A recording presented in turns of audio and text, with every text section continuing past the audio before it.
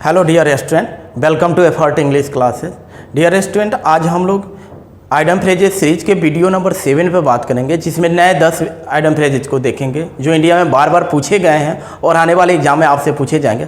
तो चलिए आज से स्टार्ट करते हैं। आपको दिमाग में रखना है ये आइडम फ्रेजेज का वीडियो नंबर 7 है।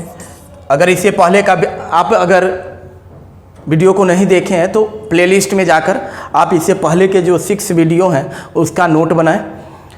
फिलहाल हम लोग 7 पर बात करते हैं। आज न्यू 10 पर बात करें। देखिएगा, ए फ्लैश इन द पान।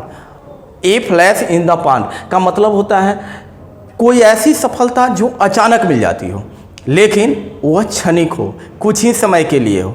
यानी काबिलियत के आधार पर कोई सफलता नहीं मिला है, वो संयोग से मिल गया है, और संयोग से मिलने वाली सफलता जो होते हैं वो क्षणिक हो जाते हैं।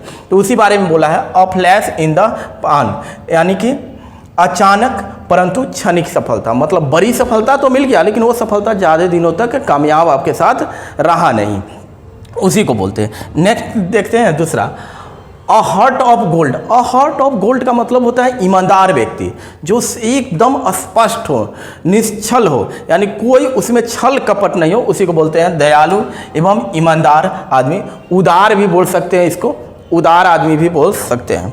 नेक्स्ट देखिएगा, अ नीक नॉग। नीक नॉग का मतलब होता है मूर्ख व्यक्ति, यानी कि जो व्यक्ति अच्छे और बुरे की समझ ना रख सके, उसके लिए इसका प्रयोग करते हैं मूर्ख व्यक्ति, अ फुलिश पर्सन। नेक्स्ट देखते हैं, बैड एग। बैड एग का मतलब होता है बुरा व्यक्ति। इसका मतलब ये भी बोल सकते हैं बेईमान व्यक्ति, असभ्य भी बोल सकते हैं इसको, असभ्य।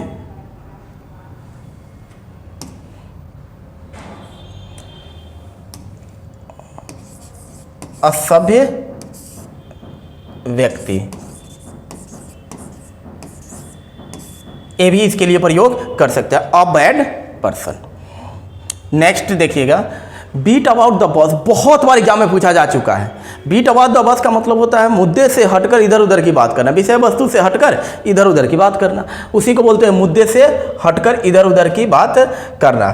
टू टॉक इरिलेवेंटली, यानी कि अतार्किक बात करना, ये भी बोल सकते हैं अतार्किक बात करना, मुद्दे से हटकर बात करना। नेक्स्ट देखते हैं, ब्लैक ऑक्स। ब्लैक देखिएगा, ब्लैक हॉर्स का मतलब होता है शुभ का जो है कि संकेतक, लेकिन ब्लैक ऑक्स का मतलब हो जाता है विनाश का प्रतीक है, या अशुभ का प्रतीक है, या संकेत है। उसी को बोलते हैं सिंबॉलिक ऑफ कलामिटी। कलामिटी का मतलब भी होता है, इसका मतलब ये भी बार बार आप एग्जाम में पूछा जाता है असाइनमेंटों में। कलामिटी का मतलब होता है आफत या विपत्ति, परेशानी। नेक्स्ट देखते हैं, cock and bull story. Cock and bull story का प्रयोग करते हैं एन अनबिलीवेबल टेल, यानी कि अविश्वसनीय कहानी बोल सकते हैं, यानी झूठी कहानी भी बोल सकते हैं, या दूसरा इसको बोलते हैं बनावटी। बनावटी, जो गांव देहात में दादी नानी काकी लोग सुनाती है झूठी कहानी, बनावटी कहानी, ये भी इसका हो सकता है।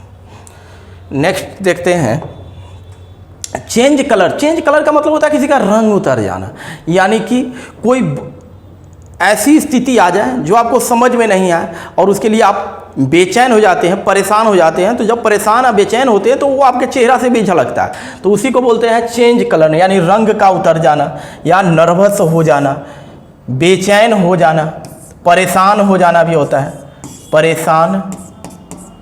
परेशान होना। नेक्स्ट देखते हैं, down to earth. Down to earth आपके दैनिक जीवन में भी बहुत प्रयोग किए जाने वाले वर्ड है। डाउन टू अर्थ का मतलब होता है ऐसा व्यक्ति जो जमीन से जुड़ा हो, यानी कि वह वास्तव में लोगों की बातों को समझने की क्षमता रखता हो।